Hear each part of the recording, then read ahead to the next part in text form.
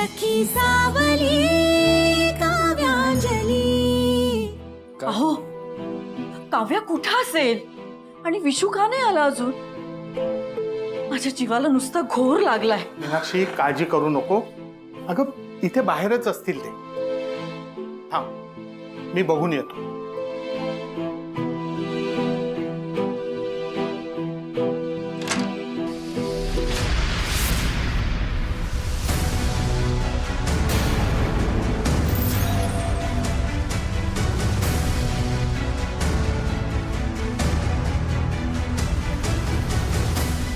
काव्या अगं कुठे?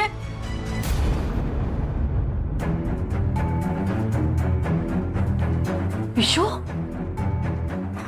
विश्वजित, तू दारू पिऊन आलायस? हो प्यालोय का? हे दारू पिऊन निर्लज्जपणे वर का म्हणून विचारतोस?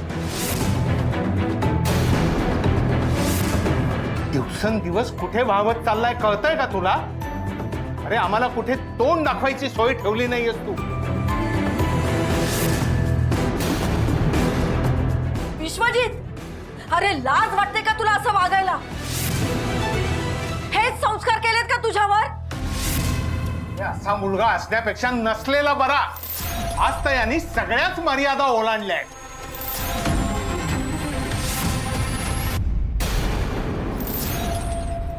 तुम्हाला मला मुलगा म्हणायचं नाहीये असं म्हणू, मला काय फरक पडतो? तसंही तुम्ही दोघांनी मिळून माझं नाव टाकलंच आहे ना।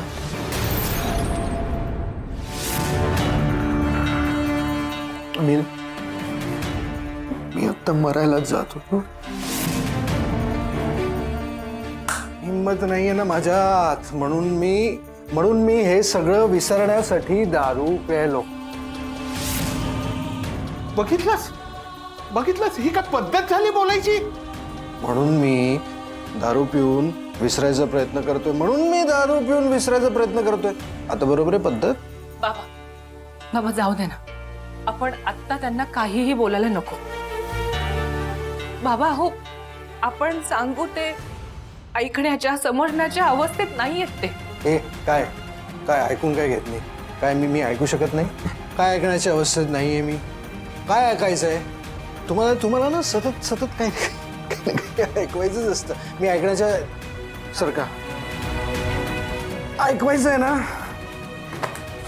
ऐकवा। काय ऐकवायचंय ऐकवा। शुद्धीत आहे मी, डोळे बघ माझे, मी व्यवस्थित बघू शकतो, व्यवस्थित ऐकू शकतो, व्यवस्थित बोलू शकतो। नाही पण मला बोलायचं नाहीये, मला ऐकायचंय आणि मी ऐकू शकतो। बोला।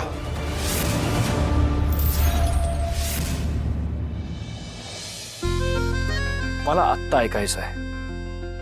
काय झालंय? का रडताय तुम्ही? काही नाही। अच्छा,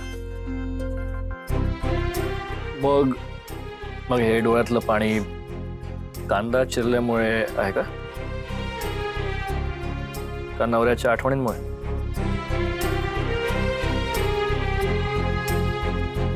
बाकीच्यांसाठी कांदा चिरल्यामुळे, आणि खरं हे आहे की मला नवऱ्याची आठवण येते। अहो आठवण येणारच ना, तुम्ही फोन करा ना त्याला। नाही करू शकत का? कारण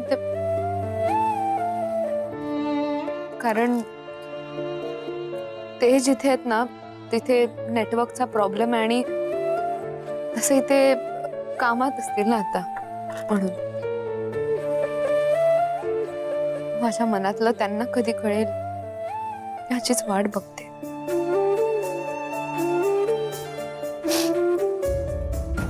कळेल, नक्की कळेल, आणि लवकरच कळेल।